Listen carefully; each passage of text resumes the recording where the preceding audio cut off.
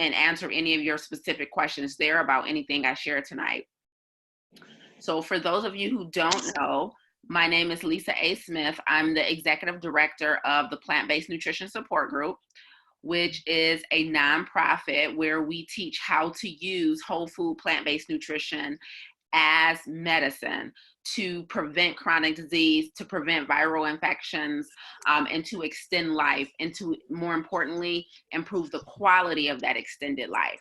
So that will be the mission this evening, but I'm going to focus heavily on the current state of affairs in our world, which is all about protecting yourself from the coronavirus. So again, as I go, if you have questions, feel free to drop them in the chat. And then at some point, I'll open it up for questions as well.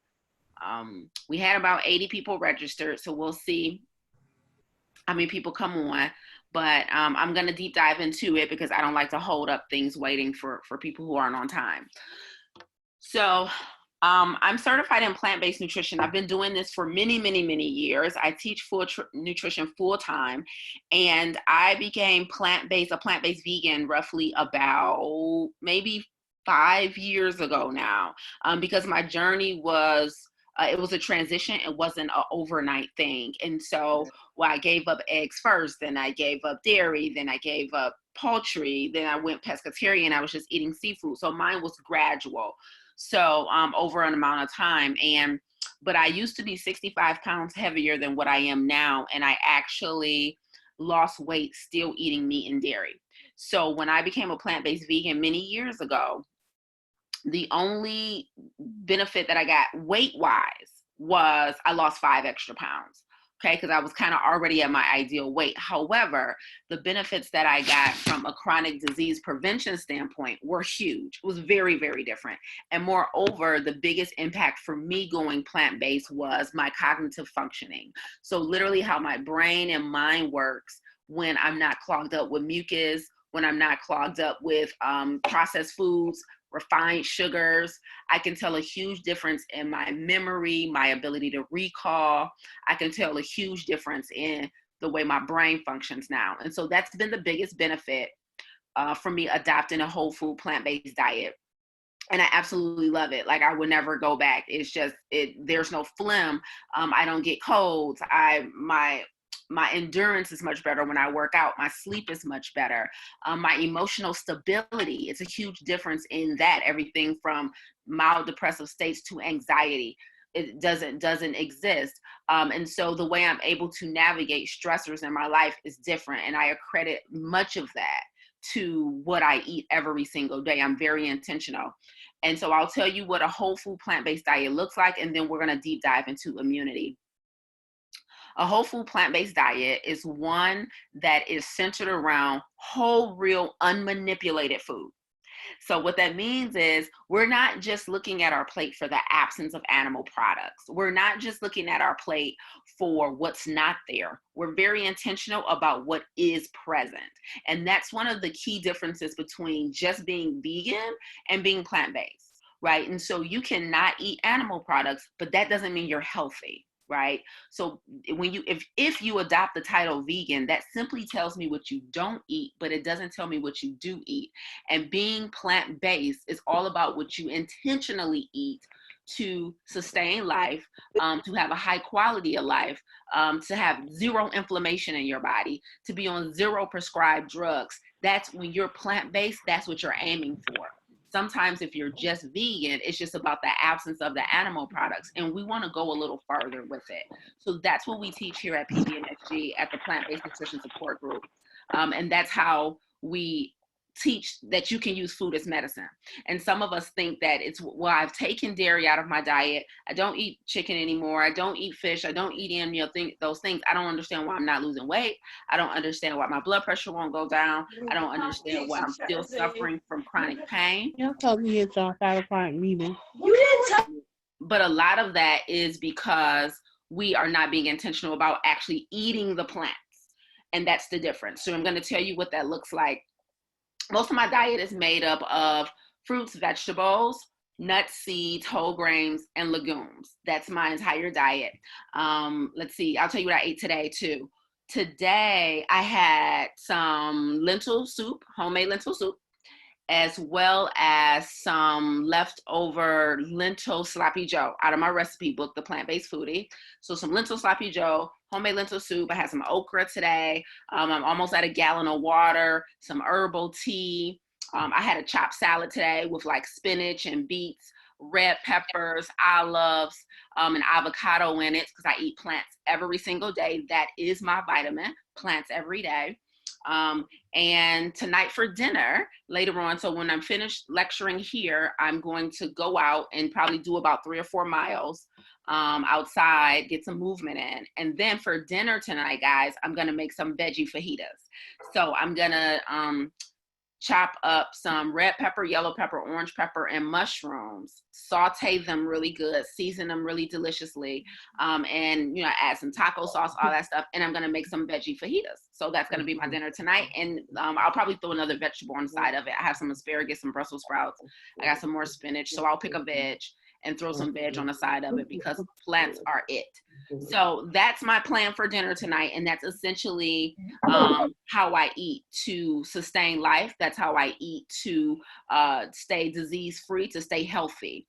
And so with Corona and everything going on, and even if it's not something as severe as Corona, a lot of us right now are suffering from colds. We're suffering from sinus infections, respiratory infections.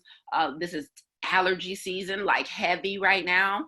And so a lot of us have excess phlegm and mucus in our bodies right now. I've been talking to a lot of clients who have come down with the cold, are getting over something. And then to top it off, Corona's going on. So we're all nervous about it, right? So a cough, a sneeze, any type of breathing issues. And we're like, where do I get tested? Is this itch? Do I need to isolate myself even more, right? And for good reason. So I'm gonna talk a little bit about immunity right now, and I'm going to talk about what suppresses your immune system. Then I'm going to talk about what boosts your immune system. Does anybody have any questions about any of the things I've said so far? I don't want you to have to hold your question too long. Okay, cool. Okay, so let's get into immunosuppressants.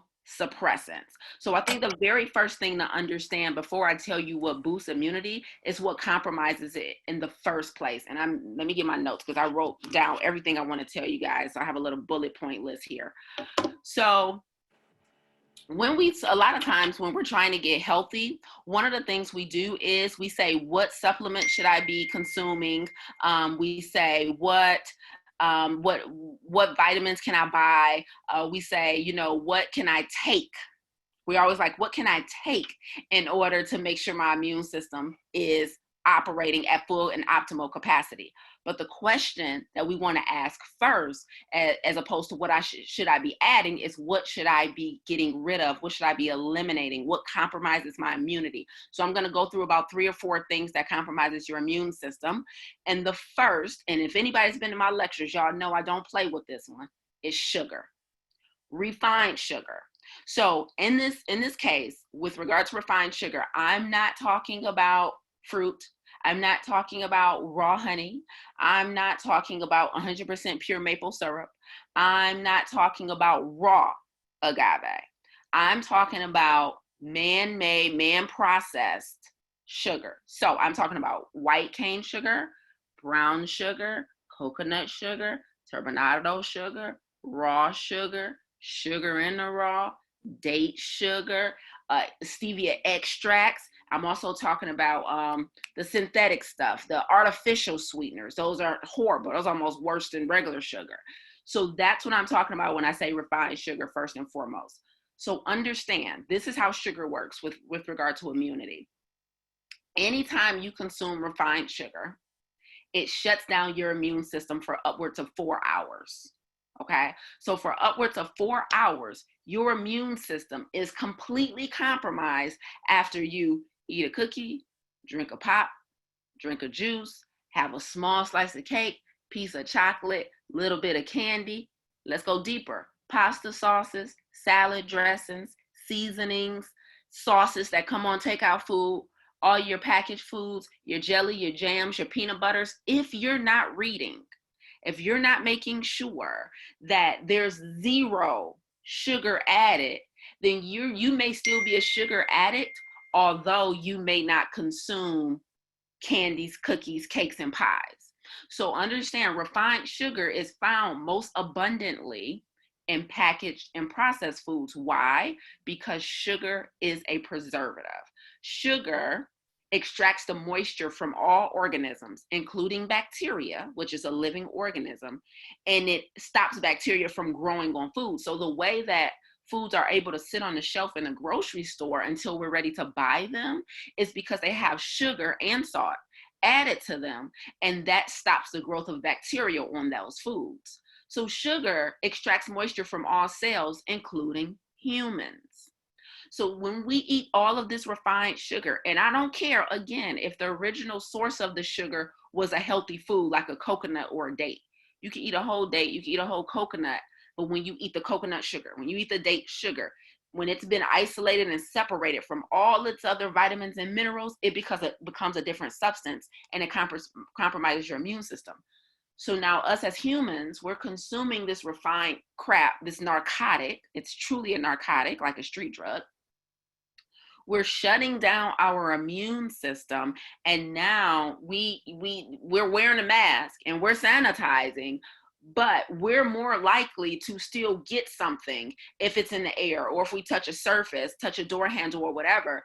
And if it does land on us, because our defenses are down from the sugar we poured in our coffee this morning or in our tea, or because we had to have a piece of chocolate, our defenses are now down, and we are open to virus, disease, infection. It might not be something extreme like corona. It could just be the common everyday cold, y'all, right? But you have no immunity, right? And then imagine, so you make you a pasta sauce, or you put that sugary vinaigrette on your salad that you love.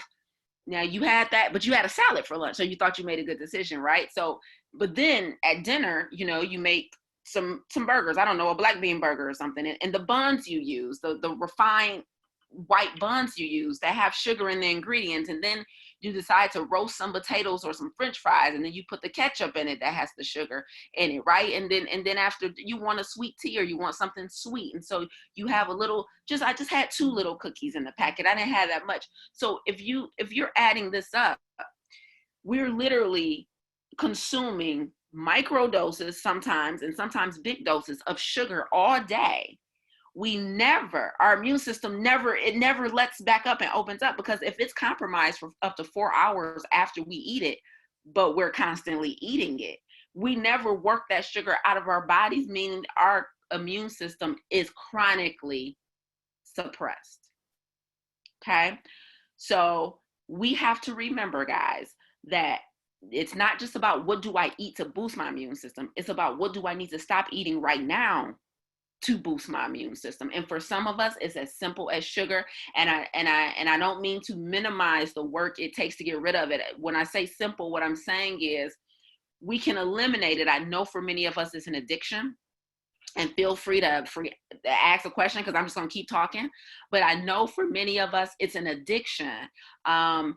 But you have to decide what's going to be more important, because it's literally killing us. Sugar upregulates any genes for any chronic disease that may be in your DNA. Okay, so it also exacerbates anything you have going on. So if you are dealing already with a high blood pressure, a high cholesterol, a chronic recurring headache, or joint pain, or insomnia, any of these things, sugar makes it 10 times worse. Some of you guys already know this by experience. So when it comes to defending your immune system, the first thing I want you to do is take all refined sugar out of your diet, which means you're now going to be required to read. Oh, I got it. You're going to be now required to read the label on every single thing you eat. You have to read the label. And when I say read the label, I'm not talking about reading the nutrition label that shows you how many grams of sugar are in there. I'm talking about reading the ingredients, okay? You have to read the ingredients, because just because something may have 4 or 5 grams of sugar in it, it doesn't mean that it's refined sugar. It could be coming from a natural source. So the sugar has to be in the ingredient list That's the problem. Don't just look on the nutritional label, because like pasta sauce, for example, my pasta sauce has no sugar added. But if I look on the nutritional label, it says 5 grams of sugar. That's because it comes from the tomatoes. So remember, we're looking at ingredients, not nutritional label, okay? Robin says, what suggestion do you have regarding salad dressings? Many cannot eat lettuce without a salad dressing. No, okay, so Robin, what you're hearing when I say no refined sugar here, you're hearing no salad dressing. So be very clear. I'm not saying you can't have salad dressing. I'm not even saying you can't have ketchup. There's ketchup in salad dressings and pasta sauces with no sugar added. So you can always make your own salad dressing, which can be very simple. The base of it can be something acidic like a vinegar, and then you can add in like maple syrup, you can add in tahini, you can add in lemon juice, and it's very easy to make your own salad dressing. It's something that you can Google, and there'd be like literally thousands of recipes for like 4 or 5 ingredient salad dressings, things that you have at home. It ain't complicated, but there are store-bought salad dressings that have no sugar added. The one of the ones that I get if I have to buy a store-bought salad dressing is by Boathouse Farms. It is, and boat is spelled B-O-L-T. Boathouse Farms. Let me type it in the chat for you guys. It is, but it's only their balsamic. All of their other salad dressings are trash. So you still got to read the labels. I'm not loyal to a brand. I read everything. I don't care if this brand has one product that's good. I don't assume the rest of their product line is good. And that's the case with Boathouse Farms. So Boathouse Farms balsamic is one that doesn't have sugar added to it. Annie's has another line of salad dressings also, and a lot of them, they're vegan, they're dairy free, and they don't have any sugar added to it. So those are 2 that I buy that are pretty decent. There's loads more, and again, it's very easy to make your own salad dressing. And like I was telling my client earlier today, remember that when you make these salad dressings, I don't want you to be under the impression that you got to make it every time you eat a salad. When I make like my creamy tahini salad dressing out of my recipe book, I literally make it a big batch of it, and it lasts weeks. I store it in a glass mason jar. So just like I make salad dressing as often as I will buy salad dressing. So it's not work intensive. It's just I make it one time. You don't cook anything. You're just stirring everything in a bowl, pouring it into a mason jar, and boom, you got your sugarless, delicious, creamy salad dressing that doesn't have any preservatives, any colorants, any excess sodium, any excess sugar. So don't be afraid to make your own stuff. Usually it's more simple than what you're imagining in your mind. Okay, any more questions about sugar before I move on to the next thing that suppresses your immune system? Okay, nothing else in the chat. Nobody talking. Let's get it. Okay, so, Robin, does your cookbook have salad dressing recipes? Yes, Robin, it is. The creamy tahini is one of my favorites. I'll drop the link here in the chat to grab the recipe book for you as well. It's just foodie.lisaangelsmith.com. So I'll drop that in the chat. Okay, no other questions came through. So let's move on. Okay, let me check my notes. Next thing that suppresses your immune system is going to be dairy. Okay, guys. Now, already we're here, Plant-Based Nutrition Support Group. You already know we anti-dairy across the board. All I'm doing tonight is reiterating the stuff I always preach. Everything I always preach about eliminating excess mucus out of your diet, which comes from sugar, dairy, meat, eggs, it applies to immunity, right? We're just slapping the word immunity on it extra thick tonight. But these are things that we should already be doing if we're thinking about being more plant-based. So my spiel about dairy is this. Number 1, it's creating excess mucus in our bodies. And the excess mucus is going to compromise our immune system, because while we need mucus, it's the excess amount that becomes a problem. So what I want you to understand is not that we don't need mucus, just like we need stress. Mucus is not a bad word. The issue is when it becomes an excess, because the surfaces are mucosal surfaces. That's your eyes, your nose, and your mouth. Those are called mucosal or moist surfaces. That's where virus enters your body, right? So how everybody's saying like, don't touch stuff and touch your face right now. That's exactly right, because the 3 main places disease enters your body is on your face, your pupils, your eyes, your nostrils, and your mouth. Well, we have mucus in all three of those places right now. Mucus is responsible for capturing pathogens and helping to protect them from entering all the way into your body. However, the excess production of mucus becomes a problem, because then it creates too much acidity in our bodies, and it creates an environment where disease is allowed to thrive. So mucus in and of itself is necessary, and it's not a 4-letter word.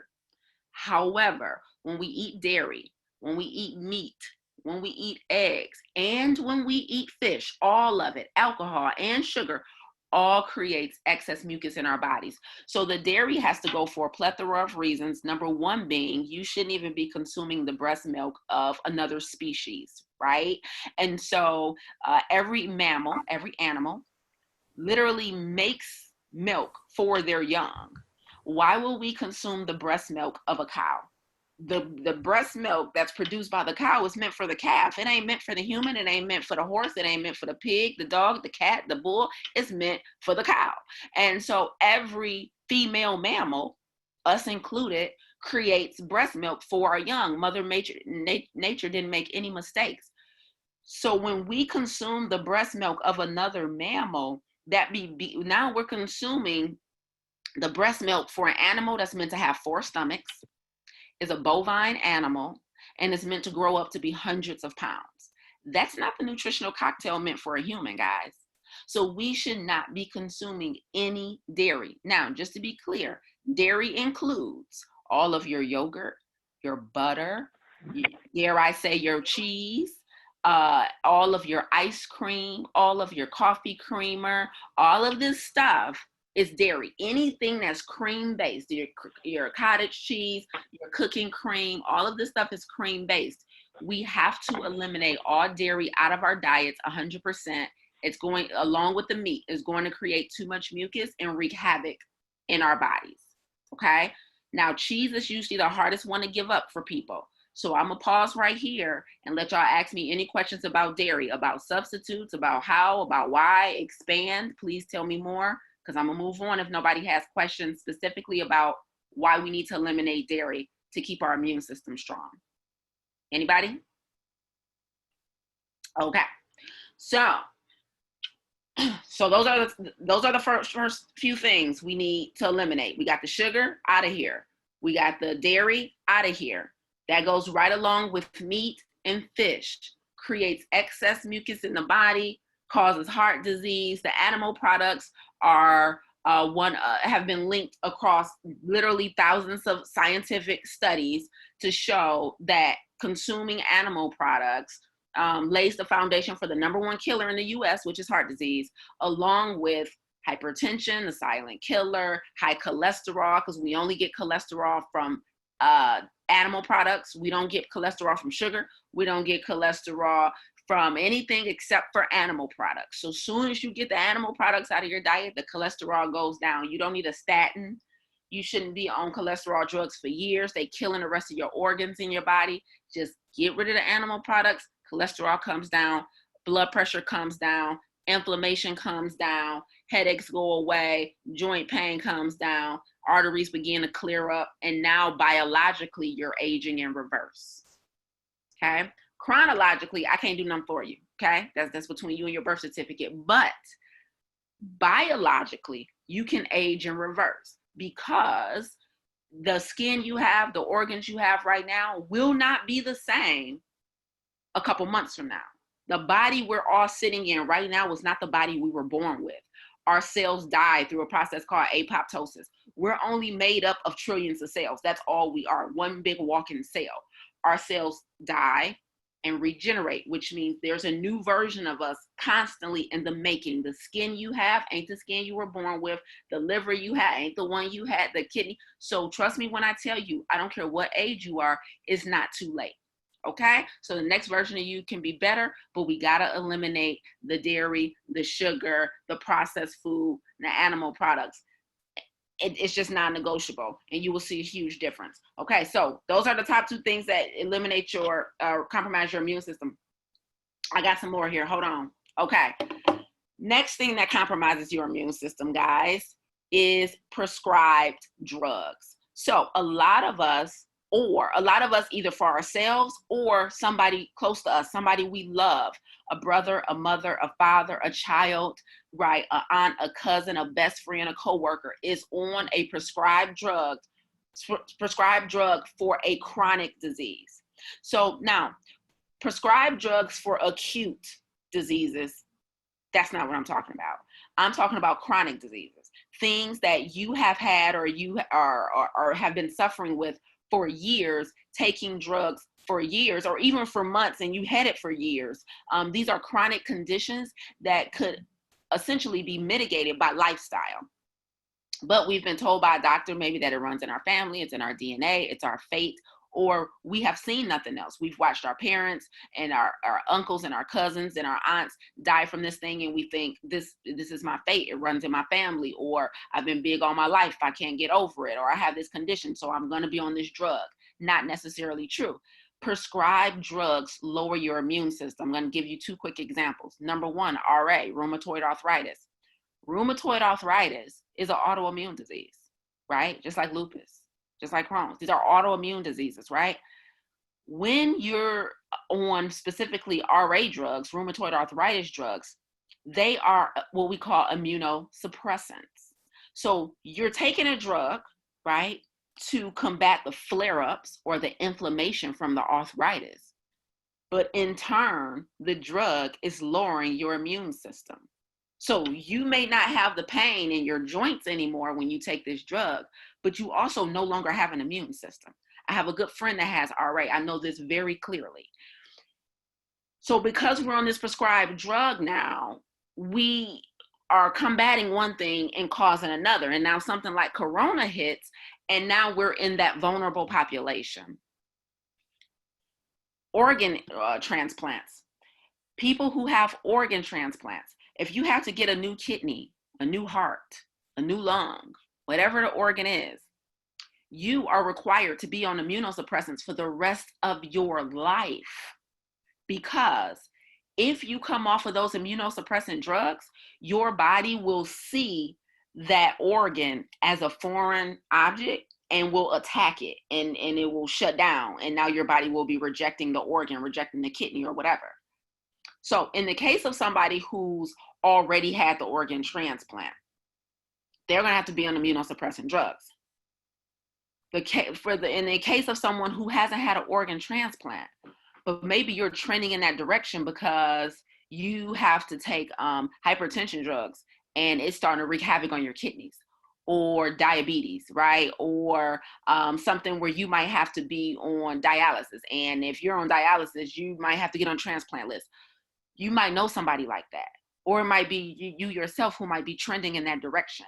Or you might have a whole nother condition that ain't got to do with organ transplants or RA. There's so many diseases that require drugs that fix the main problem, but then suppress your immunity. The best way to be healthy is to stay healthy. But if you're already taking something, that doesn't mean it can't be reversed. So if you're on a prescribed drug, that automatically makes you part of that vulnerable population that can't even afford to touch a door handle.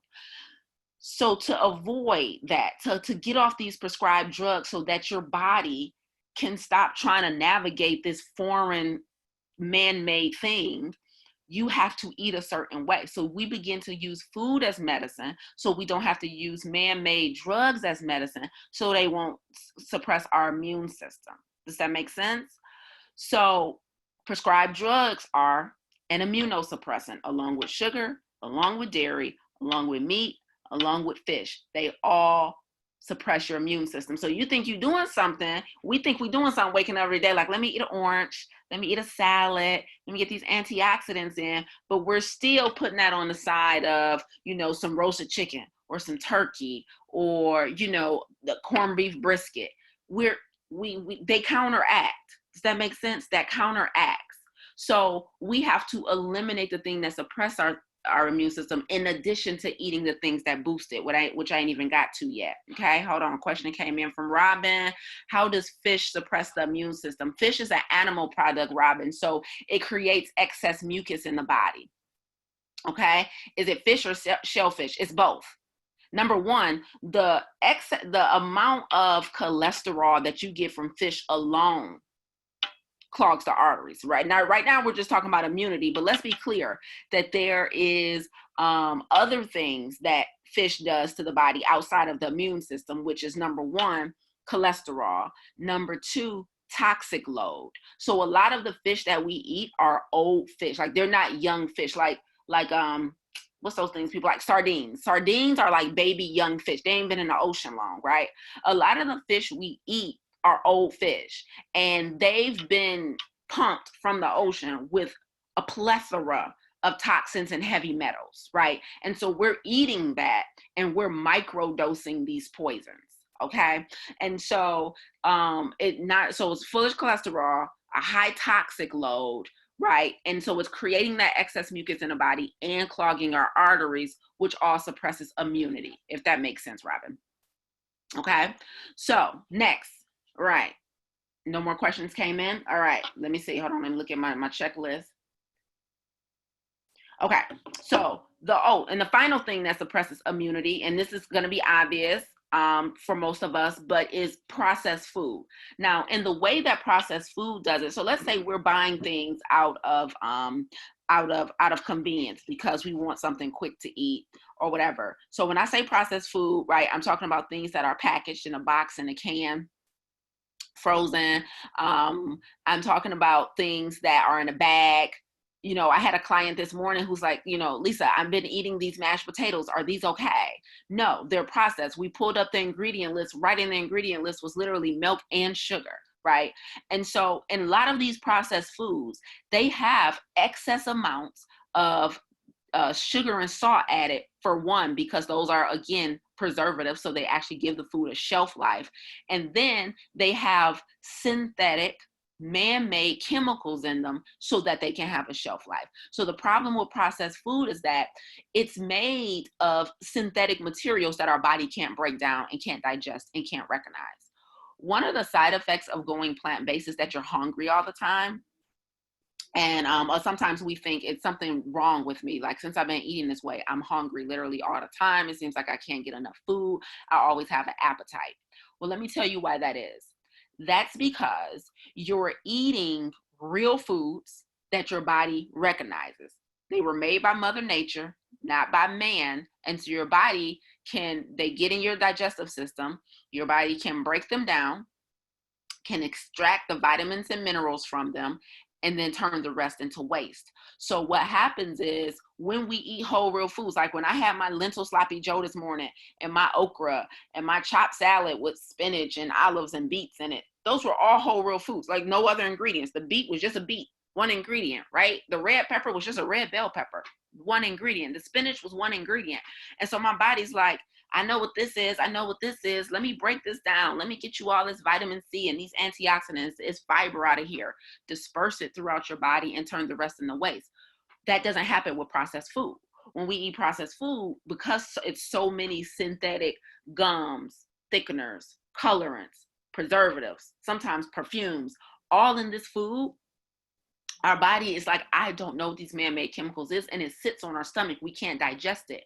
But it gives us this false belief that we're supposed to be full for hours, when really you're supposed to eat and pretty much be hungry maybe another couple of hours later. That's what's normal. But it seems weird because we think we're used to eating processed junk or takeout, right? Where we're like, I'm used to eating a burger, fries, pizza, wing ding dinner, or a big giant sandwich, and I'm used to being full for hours. That's not normal. So processed food, first of all, clogs up your digestive system because you can't break it down. And then it stops you from eating as often as you should. So now you're not getting the vitamins and minerals you need because you ain't eating, because you still full from that junk you ate at noon. So we're not even eating often enough to get the 102 vitamins and minerals we need to thrive, right? The processed food has sugar added to it, and so there's no moisture in the food. We're not drinking half our body weight in water. Now we chronically dehydrated. When I ate that chopped salad this morning, there was so much water and there was so much hydration in that bowl of salad, right? So in addition to drinking my gallon, I'm eating foods that are 70 to 80% water. So now I'm chronically hydrated, which means my body can use the water that I drink and eat to transport the nutrients throughout my body. Because water is a transport system, okay? It helps to disperse the nutrients to all of your organs, right? So it's very important that we eliminate the processed food because it gives you a false belief that you're full. It's full of preservatives and sugars that dehydrate you, that shut down immunity like sugar. And then it is completely the synthetic materials were microdosing poisons and not realizing that what we ate today or what we ate a year ago or 6 months ago is responsible for this chronic condition that we're dealing with today, right? So it's all a process. Let's see, we got a question. Melinda says, do you eat bread with your sloppy Joe? Sometimes. So when I made my sloppy Joe the other day, Melinda, I ate it out of a bowl. Like the last couple of days that I've been eating off my lentil sloppy Joe, I just been eating it out of a bowl because I got all type of vegetables and stuff in there. But when I usually make it, I do literally make a sloppy Joe sandwich on bread. So the next question usually is, what kind of bread?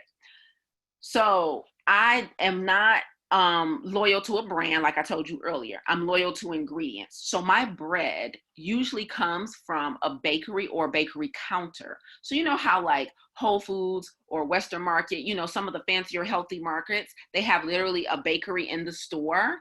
I'll go to the bakery counter or I go to Avalon Bakery and I'll get a fresh loaf of bread. And my bread usually only have like 4 ingredients. It's like water, yeast, whole wheat, and salt usually. And that's the ingredients in my bread. So I'm not anti-bread, I'm anti-preservatives. So what this also means though, Melinda, is that my bread goes bad quickly. So I got to freeze it or something because it doesn't have a shelf life. And that's what I want. Like real food rots. So I want my food to be rotting or going bad.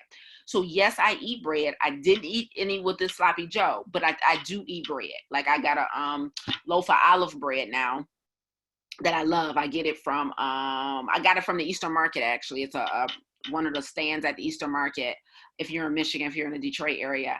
And it's an olive bread that I love. And again, it's like 5 ingredients when you include the olives. So very, very simple, whole, real ingredients that I could technically go buy off a shelf because ingredients, you should be able to replicate them. So my bread, I can buy whole wheat flour. I got water. I could buy yeast. I can buy salt.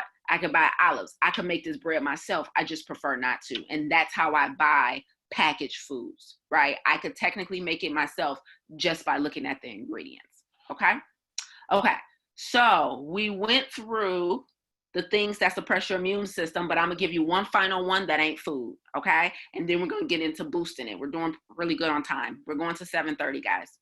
So the final thing that compromises your immune system, and this one is huge, is stress. So check it out. This is really important right now because a lot of us are experiencing a lot of angst and anxiety from the things that are happening in the world, the quarantine, us not knowing what the complete fallout of Corona is going to be, the economic downturn, kids out of school, some people are out of work. Some of us are caring for people who have a compromised immune system and we're worrying for them, right? So there's a lot of anxiousness and anxiety in the air. You put that on top of what we already was stressing about before the Rona hit. And now we just like, Lord, how am I going to deal? Maybe we were already dealing with stresses around finances, around career, right? Maybe you already had stress in your health, right? Maybe you were dealing with chemical stress in your body, right? And so when we are chronically stressed, our hormones, let me take a sip of water, y'all, because y'all got me talking. Hold on. Okay, when we are chronically stressed, the hormone that's responsible for stress is cortisol. Many of us have heard of it. Cortisol is our stress hormone. That cortisol is elevated when we're stressed. When the stressor goes away, the cortisol levels come down. Well, when we're chronically stressed about something that we can't seem to work through, get over, figure out, or solve, then those cortisol levels are chronically elevated. When those cortisol levels are chronically elevated, our body sees it as a signal that we're in danger. So we are in fight or flight mode. Our body is. We wake up, hop out of bed, and think we're going on with our day. But we got this thing that plagues us in the back of our mind. We got maybe tension in one of our relationships with our children or our spouse. We got money we trying to figure out. We got career we trying to figure out. And so what happens is, because we have this stressor that we haven't begin to solve or correct in a healthy manner, now our cortisol levels are elevated. Our body thinks we're in fight or flight and survival mode. So our body shuts down every other system in our body. When we are stressed, our body shuts down our digestive system, our endocrine system, our vascular system, and our immune system. Every other system in your body is shut down when you're stressed, because our body's like, I will not waste energy on anything else. All my energy is going to go to getting you back to safety. This was phenomenal back in the day when we lived off of land, meaning we saw a wild animal or a neighboring tribe. It was a threat. We got stressed. We did what we had to do. Hour or two later, we back to safety. Now, the giant animal or the neighboring tribe is our boss, right? Now it's our bills, right? Now it's our kids. Now it's a relationship. And so the stress is chronic. It was never meant to be. So we needed stress. We needed cortisol, because that physical reaction that happens with stress, maybe the racing thoughts, the rapid heartbeat, the loss of sleep, all of that stuff was meant to be temporary, because that was our signal to our body to find shelter and safety. But if we chronically experience that, our systems in our body are chronically shut down, and now we have no immune system. Okay, so the first half of this lecture, you could have been like, nope, don't eat dairy, gave up sugar, been plant-based, no meat, no fish. I don't even know why I joined this lesson tonight. I know all this, but have you checked your stress levels, right? So the fact that you get a cold a couple times a year, or you get sick, or you realize when you get something, it's harder to fight it off, or that it takes longer to go away, it's because your cortisol levels might be chronically elevated. There's 3 types of stress, okay? It's physical, chemical, and emotional. Most of us, our stress is emotional. So chemical is going to be taking those prescribed drugs. Chemical is going to be a nutritional deficiency. That's literally chemical stress. You don't have enough iron in your body. You don't have enough magnesium in your body. That's chemical stress. Your body needs something that is not getting to function. So it could be a chemical stress.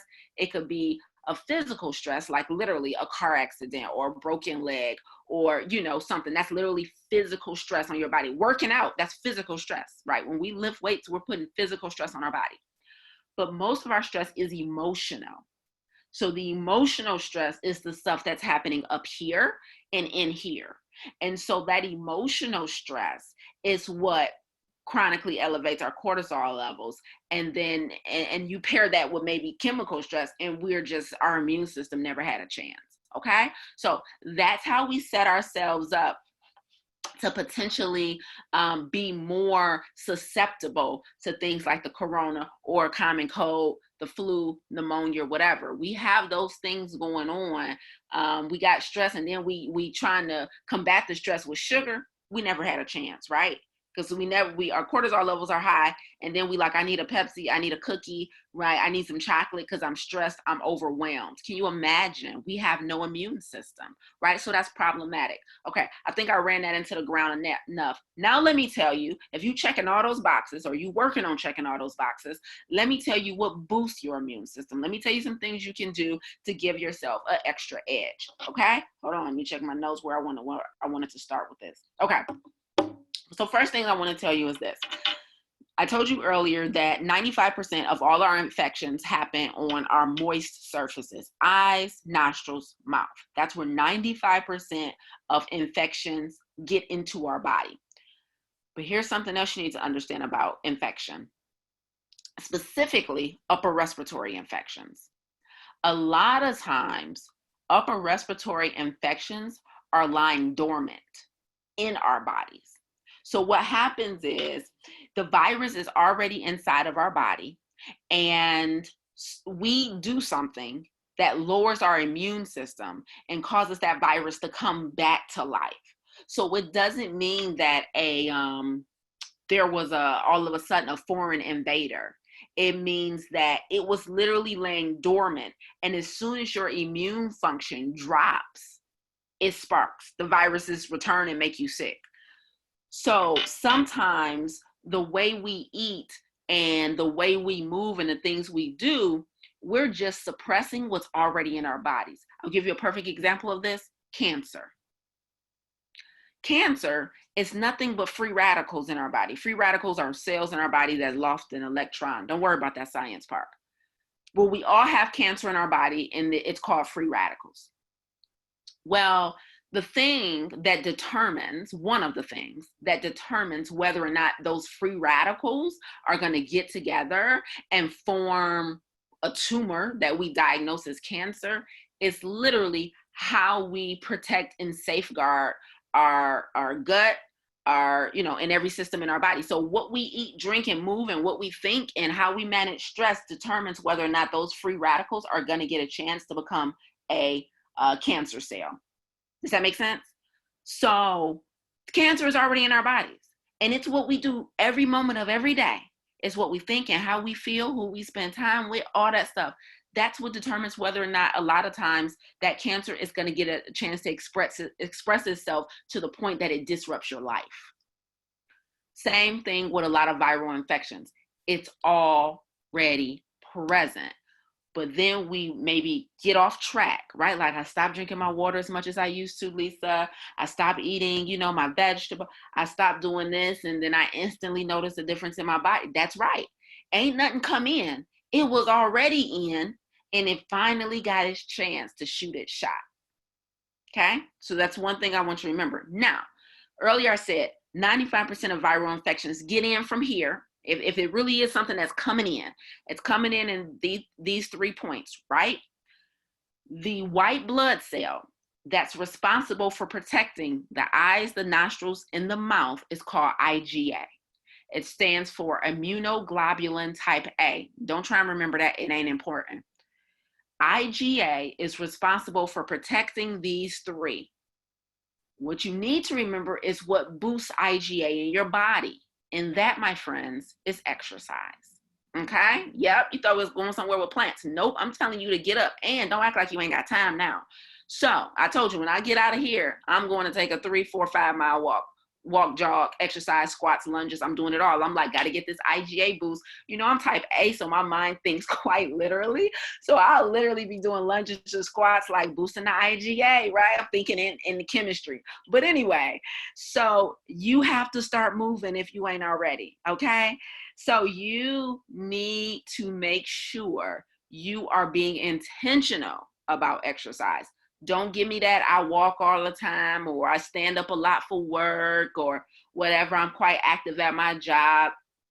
Honey, you've been at that job for 5, 10, 15, 20 years. Your body ain't thinking about that little movement. I need you to be intentional about stressing out your body in some exercise, minimum of 4 times a week for 30 minutes. Minimum 4 times a week, minimum of 30 minutes. Minimum, because you're going to boost that IgA, which is going to protect your eyes, your nostrils, and your mouth from those pathogens that try and sneak in on those moist surfaces. That's what they attach to, get in your body, wreak havoc. Everybody got it. First way, boost immune system, you got to move. No questions? Okay, boom. Let me give you the next one. Check my notes, because I have them in a certain order, because type A, right? Okay. Second thing I want you to know about your immune system is this. You have something in your immune system called natural killer cells, okay, NKC. Natural killer cells are white blood cells that are responsible for creating an antibody for a foreign invader before it gets in your body. So some stuff, so when we think about vaccinations, for example, the way vaccinations are created is that we got to expose the body to the pathogen or the problem so that we can create an antibody for it. That's all a flu shot is. It's literally giving you the flu so that you won't get the flu. Insane, whatever. But we have something in our bodies called natural killer cells, NKC, which are already responsible for doing this. You know, it don't matter how sophisticated and smart man get, it don't matter how many schools man go to, how many degrees he get, man will never be able to do what Mother Nature already does. It's crazy, right? I'm always impressed. My goals, hashtag be like Mother Nature, right? So Mother Nature already created something in your body that can create antibodies to ward off foreign invaders. Now, the issue is with modern day society, industrialization, advancements in medicine, technology, and infrastructure, with all these phenomenal advancements in society that we enjoy, we've also created literally a host of billions of toxins that go with it, right? Now we're being exposed to radiation more, blue light more, or synthetic light.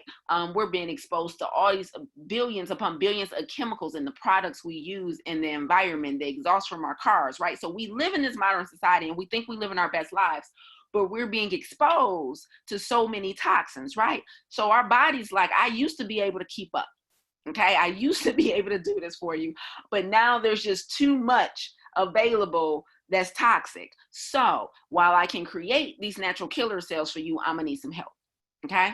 One of the best helps for creating more natural killer cells, and up to twice more. So we have about 2 billion of them in our body, roughly.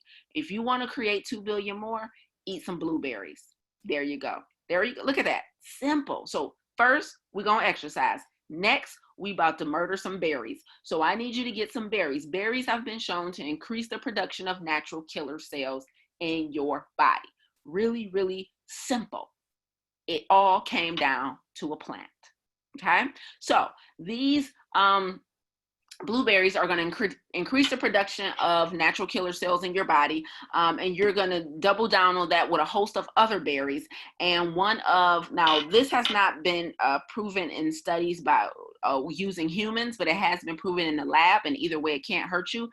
But one of the things that's believed to increase the activity of the natural killer cells, like making them stronger, so not just multiplying them, but then making them more potent, is cardamom, which is a seasoning, right? Cardamom. So you can get cardamom and use that, as a seasoning. Find some recipe, make cardamom, put them in your muffins or something. I don't know, whatever. And you can increase. This has only been proven in the lab, not on humans. But the good news is, like, ain't no side effects if you do try cardamom. Like, it's not like I'm telling you to play around with a man-made drug, right? Just real food. So cardamom has been proven in a petri dish to improve the activity of natural killer cells. Okay, I'm gonna pause here for 2 questions. Robin, berries, all kind, black, raspberry, blue. Yes, blueberries are the ones specifically that have been proven to increase the production of natural killer cells, Robin. But we need all berries. I'm getting to that in a minute, actually, when I talk about specifically antioxidants. But yes, all berries, but blueberries are the ones who increase the production. Cassandra, does it matter if berries are frozen or fresh? The fresh is ideal, right? Because freezing is a form of processing, right? Is a form of processing food. Definitely not as extreme as like adding heat or adding chemicals, but it is a processing form. So fresh is better, but you guys, if you know me, you know I believe in eating what's in season. And so we're coming up on berry season. We're not quite there yet, but we're coming up on berry season. So you feel free to, I do buy frozen blueberries, okay? I buy frozen wild organic blueberries is what I buy. Wild organic. So they're much smaller. They're not like giant. They're like small. So if I do buy frozen, that's what I buy. But when blueberry season gets here in full throttle, I also encourage you to just freeze them yourself. So buy them fresh, freeze them yourself. So that way you know how long they've been frozen. Because a lot of times the frozen fruit or frozen food period has traveled from somewhere afar, right? And part of the reason they had to freeze it was just so it wouldn't go bad before it got to you, right? And so it's been sitting on a truck in a freezer. It's been blah, blah, blah. So buy some fresh blueberries yourself when they come in season and stock up for the seasons when they're not in season. But if you buy frozen blueberries, that ain't a bad thing. It's not a horrible thing, but fresh is always ideal, okay? Okay, no more questions came in. Beautiful. Okay, so listen, we're going to exercise to boost the IgA. We're going to eat the blueberries to boost the production of your natural killer cells. Then we're going to sprinkle some cardamom on something to double down on the activity of the natural killer cells. Okay, here's the next, let me look. Here's the next tip I got you for immune boosting. Okay, the next food that I'm going to recommend to boost your immune system is mushrooms. Okay, so mushrooms has a phytonutrient. Phyto, P-H-Y-T-O, just means plant. I always try and be conscious of my jargon. Phytonutrients, which means plant nutrients. One of the phytonutrients in mushrooms is called myconutrients, M-Y-C-O, myconutrients, right? And it's believed that 1 cup of cooked mushrooms will help to boost your immune system. And if you have like 1 cup of cooked mushrooms a day, and that's not a lot, and it could be the simple white button mushrooms. It ain't even got to be one of the fancy ones. But 1 cup of cooked mushrooms will boost your immune system a day. But the boost of the immune system, here's the key, only lasts about a week, which means what? That mushrooms need to be a staple in your diet. And you know this already. Like, you guys already know that nothing I'm suggesting works for one-time use. You guys already know you got to drink water every day. You got to eat plants every day. You know you can't just eat mushrooms every now and then or blueberries every now and then. Everything I always suggest requires consistency. Okay, it requires consistency, guys. You know this already. So you have to consistently consume plant-based foods to consistently reap the benefits of doing so. Okay, so mushrooms have shown, like with human studies, and the best study you could ever do if you're doing a scientific study, specifically food, in a double-blind study. That means that the person who's getting the thing doesn't know they're getting, and the person that's giving it to them, the doctor or the scientist that's giving it to them, doesn't know they're getting it. So a double-blind study, if you ever work in science, is the best type of study to do. So mushrooms have been proven in a double-blind study to boost the immunity, okay? And specifically, this goes out to my folks, because I know, Tamika, you're on here right now. These goes out to my folks who are dealing with allergies and sinuses. So if you have, or somebody you love are dealing with allergies and sinuses, mushrooms have been shown to specifically help with immune system and mushroom and sinuses. I'm sorry, sinuses and allergies. I'm sorry, sinuses and allergies. Sorry, talking too much. We going sinuses and allergies. Mushrooms are your best friend. The final thing I want to tell you about, Elaine, what can you substitute mushrooms for? There's not a substitute or a supplement for mushrooms. Either you're eating them or you're not. There's some things on the shelves that have what's called like a mushroom extract, right? You might be able to find some. Are you allergic or something? Like, my uncle is allergic to mushrooms, so I get that. Or do you just not like the taste of them? I have a good friend that just can't stomach them. But I don't have a substitute for mushrooms. You would just have to work on boosting your immune system with something else. Okay, Elaine says she just don't like them. That's fair. I can't argue with you, but I also don't have anything else to give you that does exactly what mushrooms does, is my point. Which brings me to another good point, which is everything in the plant kingdom, guys, is created independently of everything else. Just like there's no 2 snowflakes alike, there's no 2 humans alike, there's no 2 foods alike. So while many foods may offer some of the same benefits, like, right, we know we can get antioxidants from beets and berries, right? but beets and berries are still two very different molecular structures and components. And the things that they give you in addition to the antioxidants are very different. So there's nothing you can supplement mushrooms with. Robin said, try adding them to a smoothie. I've never did that, but I totally would. But there's other ways you could potentially get, some of the beneficial properties, but it ain't gonna be an exact match ever. And it shouldn't be.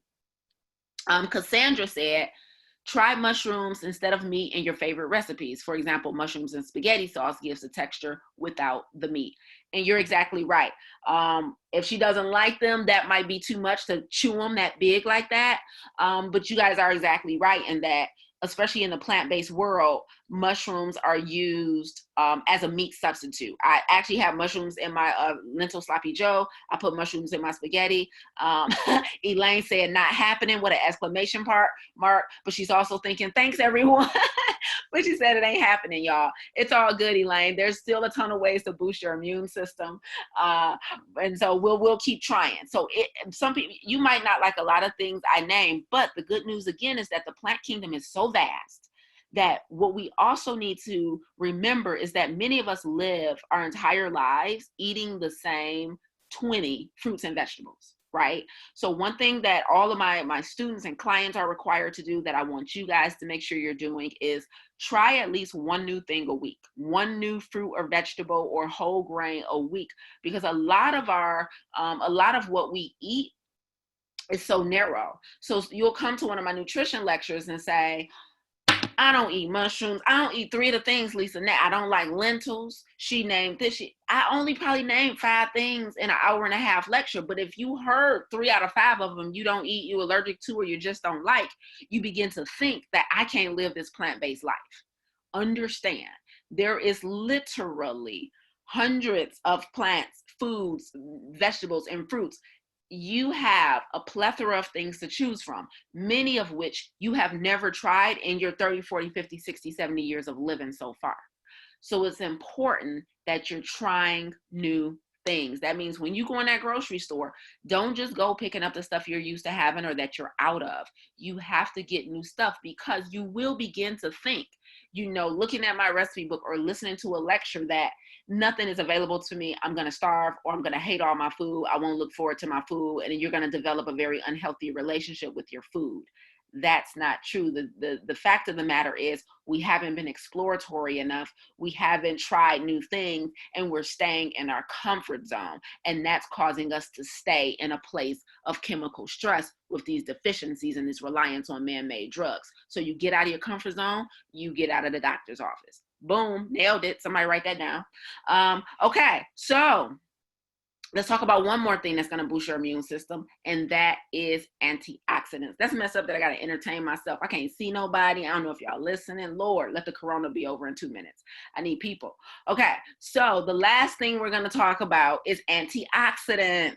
Okay, so antioxidants are responsible for attacking free radicals. So if you remember earlier, I talked about free radicals. I said free radicals are cells in your body that are essentially cancer, and they multiply by the billions and the trillions, and that's when they form a tumor that's diagnosed as cancer. But antioxidants is what quells oxidative stress in our body. Okay, now the antioxidants, many of us know, are extremely important for our immune system, right? And so it is important that we're eating, in this case, our colors. So color is very, very important. So we don't just need diversity in a workplace, we need diversity in the kitchen, on our plate. So green, while it's a phenomenal color, we don't want to just eat green, guys. So we need to be eating our reds, our yellows, our orange, our purples, right? All of those, white, all of those have a variety of vitamins and minerals that they provide that's very different from even foods that are in the same family. So for example, very simple example is peppers. You got the green bell pepper, the red bell pepper, the yellow bell pepper, and the orange bell pepper. Those are not created equal. You can taste the difference, for one, but two, the literal color determines the nutrients it provides. So you get different groups and combinations of antioxidants when you diversify in the colors you eat. So I need y'all to be eating the orange foods too, right? That's going to be like your sweet potatoes or your mango. Is a mango orange or yellow? Mango probably yellow, but your orange foods, right? I need you to try those purple potatoes. Those are not man-made. Those really come from the earth. I need you to try that purple eggplant. I need you to try that red kale instead of that green kale. You might think kale is kale. It's not. Mother Nature made it red for a reason. That means what you get from it is very different than what you get from the green kale. So the final way we're going to boost our immune system is with color. It's very important, right? And not the colors that Mountain Dew come in. Like don't nothing grow in an environment that's royal blue, and not the Gatorade colors. Don't nothing come pink. Don't nothing come royal blue. Y'all know the colors that don't really exist in nature. Okay, so it's got to be colors that come in nature. All right. So we got our colors. We have our mushrooms. We have our blueberries, we have our cardamom, we have our exercise. We are on an immune boosting journey now. Now, it's important to note that if something gets in your body, you typically have to let it run its course. So I'm serious, literally for like the past week or two, I've gotten at least 4 or 5 people that text me and say, hey, Lisa, I'm sick, I'm feeling ill, this is going on, my throat hurt or my head hurts or I have this mucus. What can I take? What can I eat or what can I take that's, that you would approve, right? And so my response nearly every single time is, number one, if you already got it, it already got you. So you have to let it run its course. The things that we usually take when we're feeling sick are things that give us very temporary relief and have absolutely nothing to do with expediting our recovery. Don't be fooled. I had a friend just this morning. He said, I took some Sudafed last night. I said, Lord, no, that has colorants and sugar in it. You never had a chance.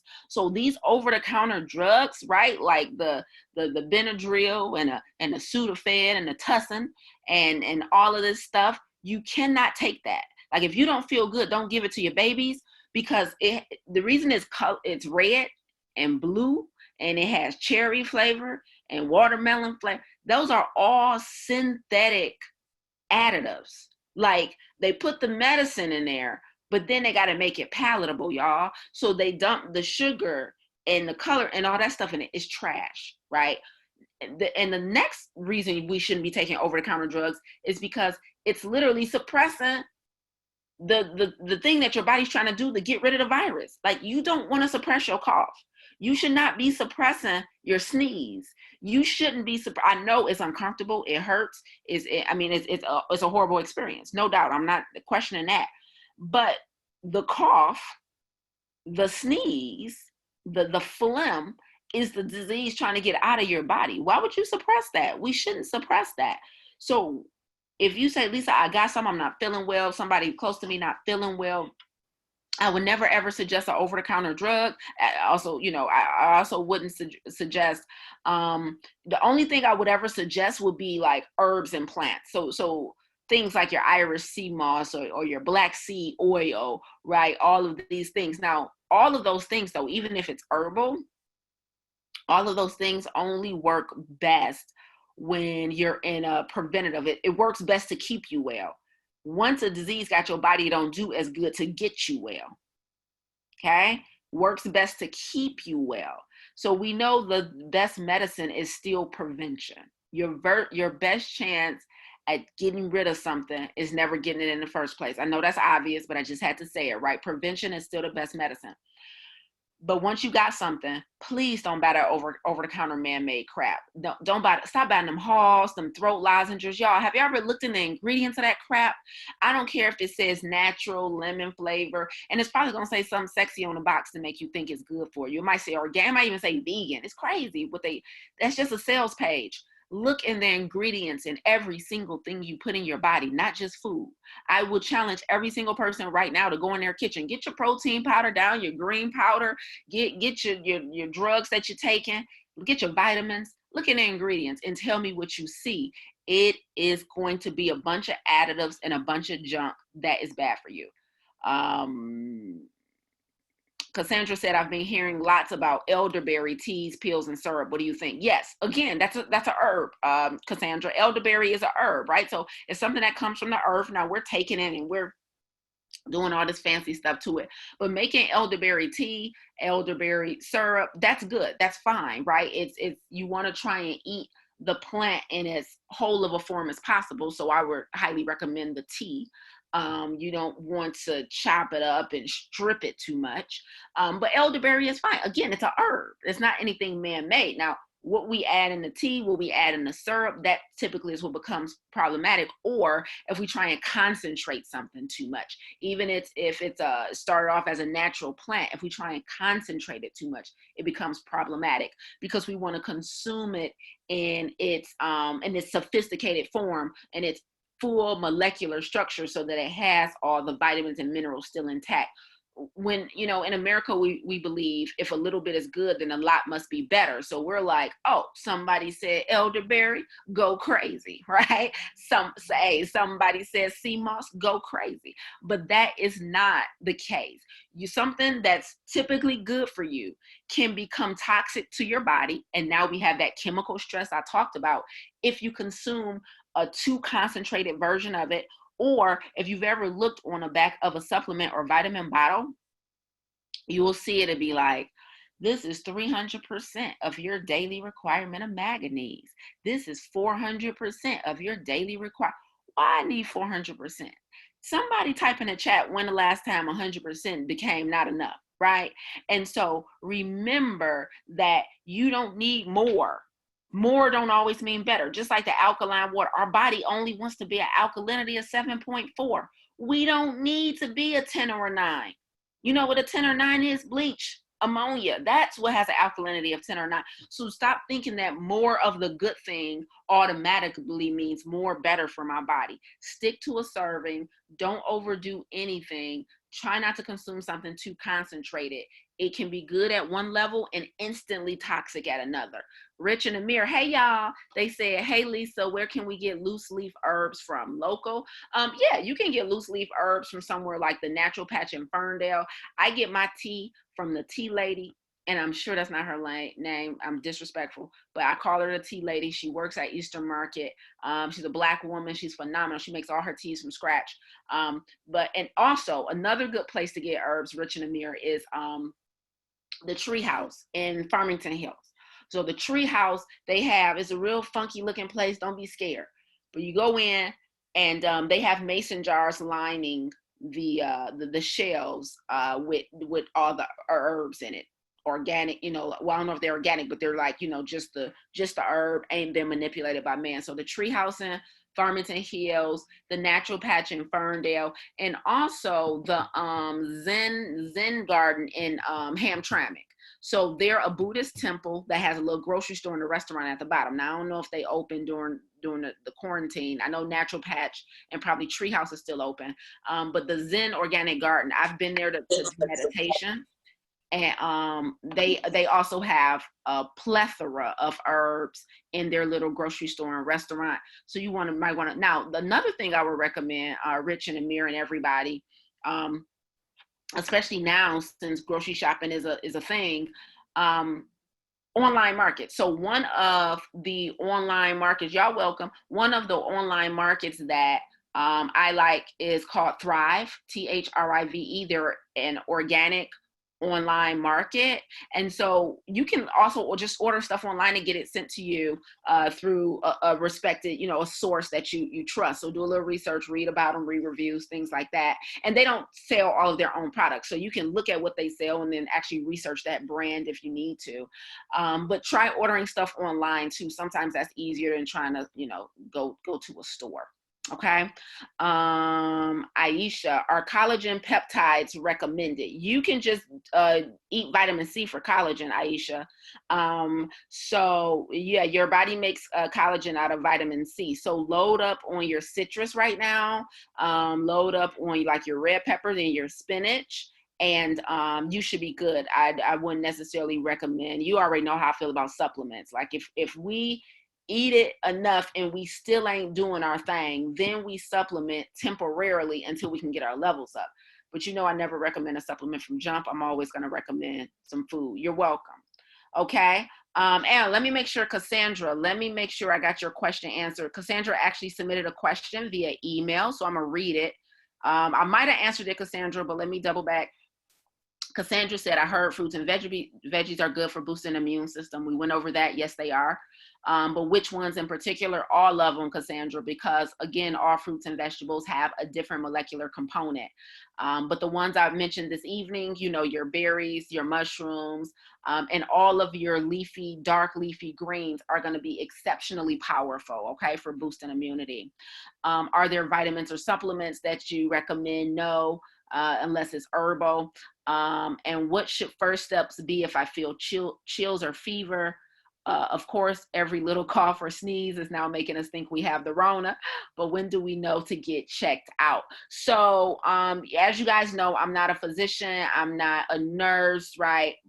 So they have hotlines. They actually have hotlines that you can call and talk to a doctor or a nurse that will tell you whether or not you need to come in and get tested. What you don't want to do is flood the drive-through testings and the medical facilities trying to get tested because you're paranoid. Number one, it actually exposes you more. And number two, you know, we're taking up valuable resources for somebody who might be in worse condition. But so I would go to the CDC website. A good friend of mine just recently had to do this because she thought her husband might have been infected. And she just called the hotline. And I think she called Beaumont. And she explained the symptoms and they said, no, you're not a risk factor. Please don't come in and get tested, because we know the amount of tests, the people they have available to test, all of those things are extremely scarce. So I can't give you a medical recommendation on when to get tested. You got to make your own call.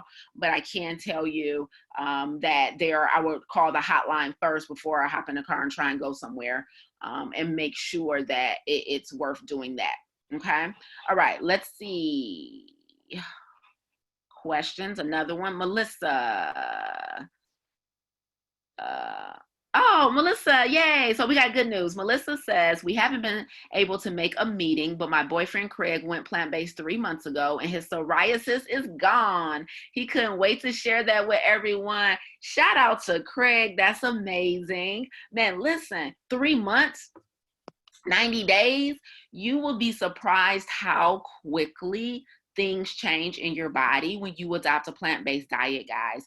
It does not take long, because he went plant-based 3 months ago, but how long before the psoriasis was gone, or how quickly did he even begin to see it start changing? I can guarantee you it was insanely quick. Like when you start drinking the water, eating the plants, moving, thinking positive thoughts, laughing more, expressing what you're grateful for, eliminating the sugar, eliminating the processed food. You see, Lisa, how long does it take to see results? Instantly, lady, instantly, sir. It don't take long. Melissa said it was only a couple weeks, which was more motivation for him to keep going. Yes, it don't take long to start seeing a difference in your body and your brain and your emotions when you start putting the proper raw materials in your body, right? So everybody right now, type in the chat from this last, because y'all gonna give me something before I hop up off this phone. So for the last hour and 20 minutes that I've been lecturing, what y'all take away from this? What you gonna do different? Who you gonna tell? Who you gonna save? How you gonna share it? Somebody type in and something and give me some feedback. I'm going crazy. I've been in quarantine. I can't touch nobody, can't lecture to nobody. Rich and Amir said, I haven't used my asthma inhaler in 2 weeks. Let's go, Rich. And Angie, I apologize if I'm pronouncing it wrong. She says, I'm telling everybody with an exclamation point. Love it. Aisha, I'm going to start eating more mushrooms. Boom, simple. Hey, and Aisha, listen, get those dried mushrooms. I had some dried porcini mushrooms, and I made a creamy soup out of them. Changed my life. So don't just do the portobellos and the white buttons. Like, explore the other things in the mushroom kingdom. There's literally hundreds of varieties of mushrooms. So the dried mushrooms do cost a little more, but check them out, or get you some oyster mushrooms or some shiitake. Go crazy. Okay. Cassandra, did you record this so we can share with relatives? I did. I got y'all. Donna, I would love to share this info with my FB friends. Listen, I recorded it. I will share it. I will make sure y'all got it. Aisha said they are ugly. Don't nobody care what they look like. Are you about to chew them? Stop being petty. We ain't got time. Okay. So listen, what I'm thinking is I'm gonna send it out to my email list. Okay. So here's what I want y'all to do. This is what I'm gonna do real quick. I'm going to put the link to my email list in the notes. Give me 1 second. So that you can share it, so that if anybody needs to join my email list, they can do so. And if you're not on my email list, because I'm going to email this lecture out tonight to my email list. Everybody that's on my email list, I'm gonna send it out. So if you're not on my email list, make sure you are. Or if you think somebody needs to be in my ecosystem, because y'all know I'm always lecturing, I'm always talking about something somewhere. So if you need to be on my email list, make sure you share everybody that you want to share this with. Tell them, follow Lisa A. Smith, get in her ecosystem. She always doing free lectures, got classes, got books, got all the resources you need to ward off the Rona. Okay, so that's what we're going to do. We're going to share it. Take one, spread it around. So I'm about to put the link to my email list right in the notes. Let's see. Cassandra, I'm adding cardamom to more recipes in my morning coffee. Hey, that's a great idea. Add cardamom to your coffee. I hope coffee is okay with a plant-based creamer that do not have sugar. Okay, you already said it before I can say it. So if you're using a dairy-free coffee creamer, make sure that it is sugar-free. No sugar in it. Make sure it's dairy-free, obviously. And remember that lactose-free ain't the same as dairy-free. It gotta be dairy-free. Okay, boom, I put my email list right there. Rhonda said, I'm eating more mushrooms and blueberries. Melissa said, we love listening to you, always keeping it real. Thank you for giving your time to all of us. My pleasure, Melissa. I love it too. Elaine, I read that mushrooms and soy were not good for breast cancer survivors. Any thought? Also, what do you think of wheatgrass juice? Wheatgrass is great.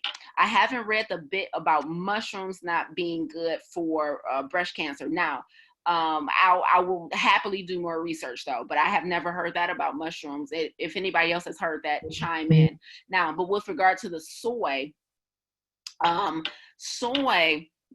soybean in and of itself has what we call phytoestrogens in it. If you remember from earlier, I said phyto means plant, right? So soybeans have phytoestrogens, phytohormones, plant estrogen.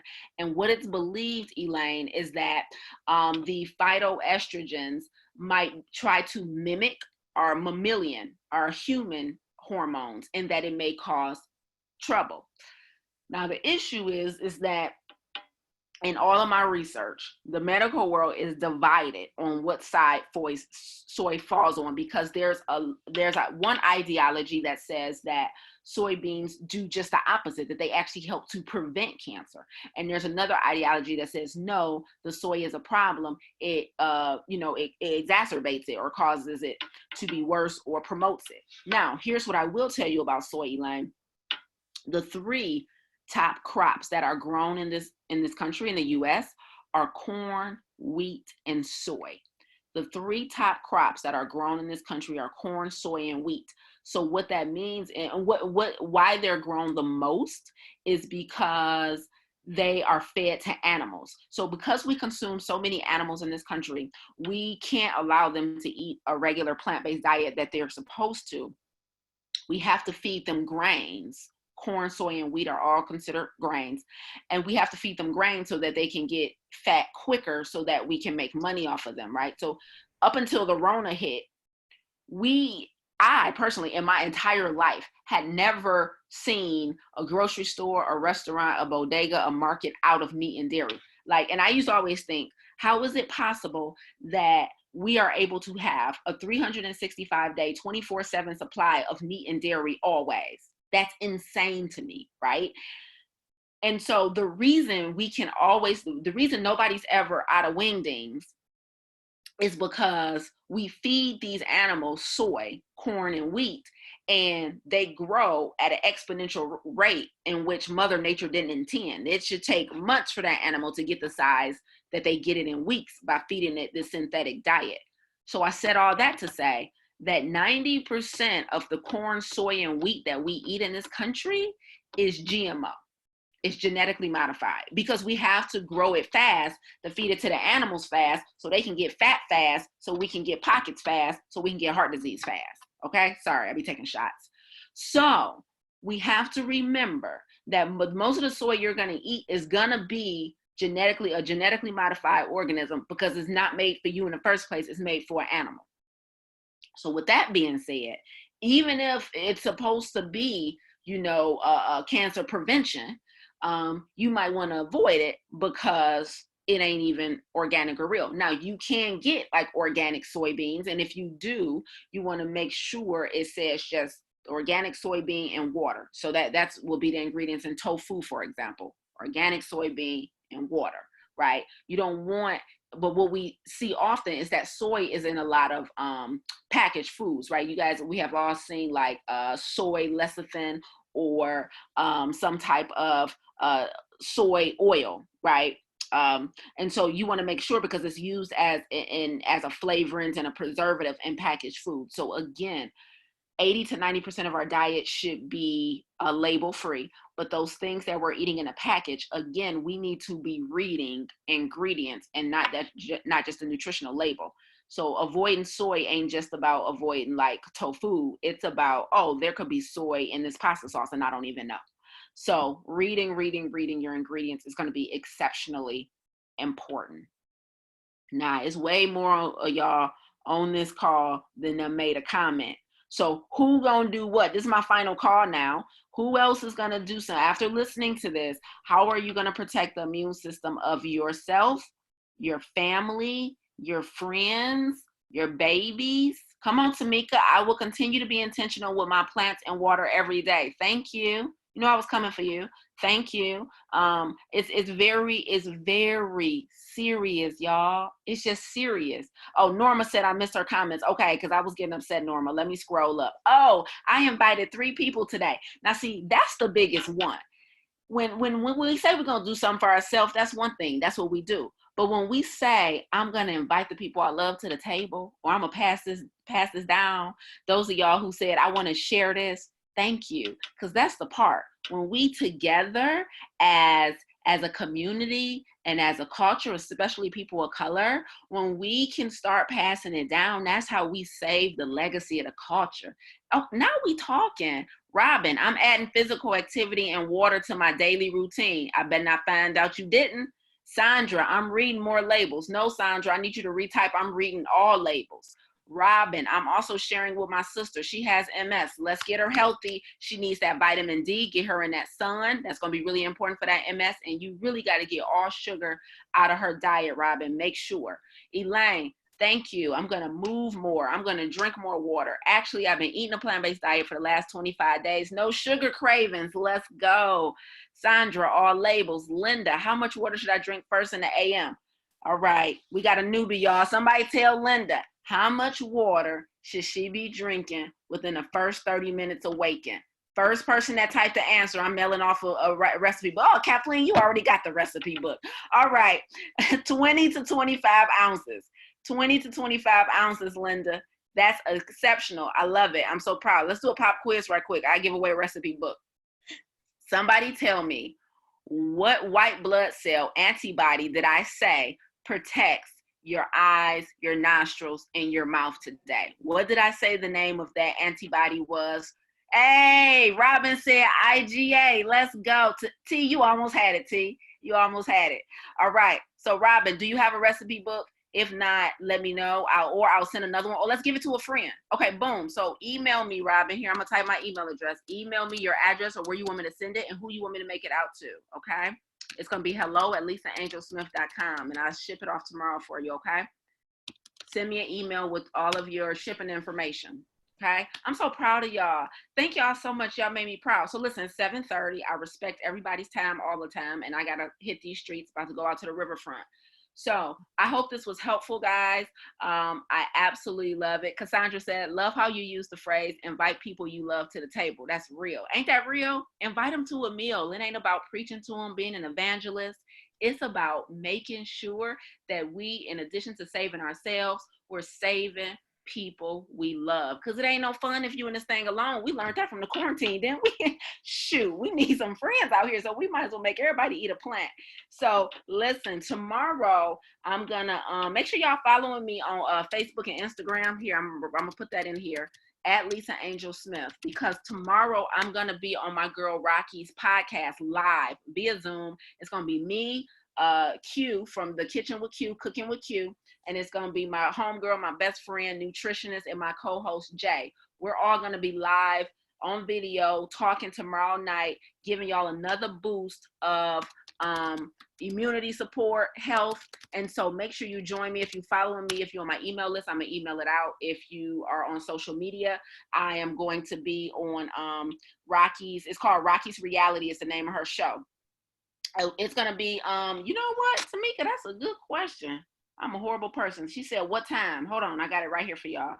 Tomorrow at 7 to 9 p.m. So 7 to 9 p.m. I'm going to be on Rocky's Reality. You'll be able to watch it on Facebook Live. So I'm going to email out all those details. So make sure you're on my email list tomorrow, 7 to 9 p.m. That's Eastern Standard Time. I love Q too. That's my girl. Y'all know I'll be holding my farm to table course at her restaurant. Our next one is coming June 1st. So my next farm to table course, which is a 6-week intensive where I teach you how to do this stuff and we eat the food. Q cook the food for class every single week. That's going to start Monday, June 1st. And the next one is going to start Tuesday, June 2nd. So I'm teaching 2 back-to-back again, starting in June. Hopefully the quarantine is lifted.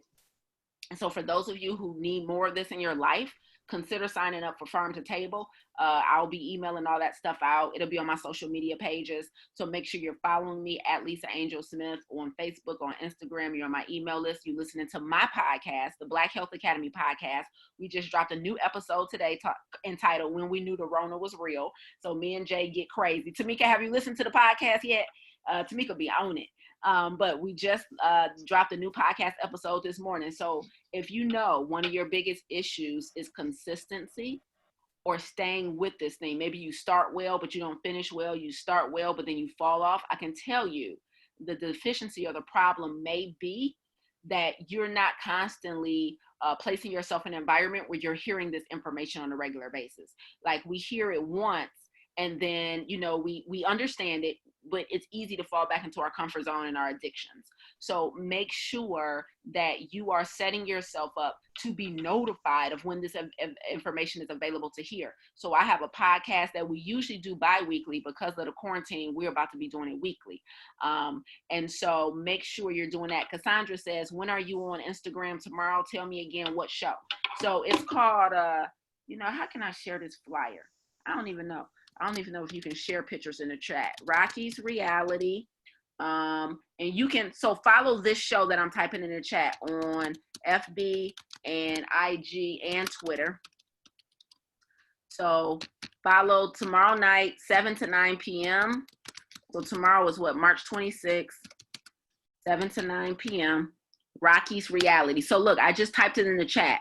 Rocky's Reality. If you follow her, me, Jay, and Q gonna be on there acting a fool tomorrow night, talking about health and all of that good stuff. So it should be, you know, pretty accessible and a good time for you. And then I'll be posting it on all of my social media and in my email. So if you didn't get it here in the chat, you will definitely get it. Okay. Any final questions, guys? Any final questions? I was talking fast. Okay. So you guys good? Here's the name to my podcast, the Black Health Academy podcast. Search for it on Apple's podcast, SoundCloud, Stitcher, Castbox, the Black Health Academy podcast. Make sure you're listening to my podcast. And I'm always talking just like this, sharing nuggets. So share with everybody you love. Thank you so much for joining me tonight, guys. I appreciate you guys. I love you guys. It's been an amazing time. Until next time, we'll be right back here next month. Every 4th Wednesday of the month, I do PBNSG. If the quarantine ain't lifted, I'll be right back here on Zoom in April, okay? And also, if you usually come to my first Saturday class in downtown Detroit, that also will be on Zoom. And I haven't sent the link out and all that stuff yet. I'm gonna come up with a different topic. So that's gonna be Saturday, April 6th. We're usually at 10 a.m. So I'm gonna do it the exact same time that class is in. So every first Saturday at 10 a.m., I teach a free nutrition class. This month, well, April, it's going to be on Zoom. Okay.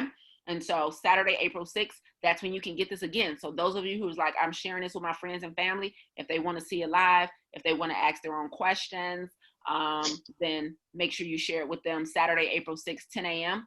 Make sure you're on my email list and you will be invited to that. Okay, that's it. That's it for real. All right, I'm about to go exercise now. I'll talk to you guys later. Have a phenomenal night. Stay healthy and go drink some water. Peace.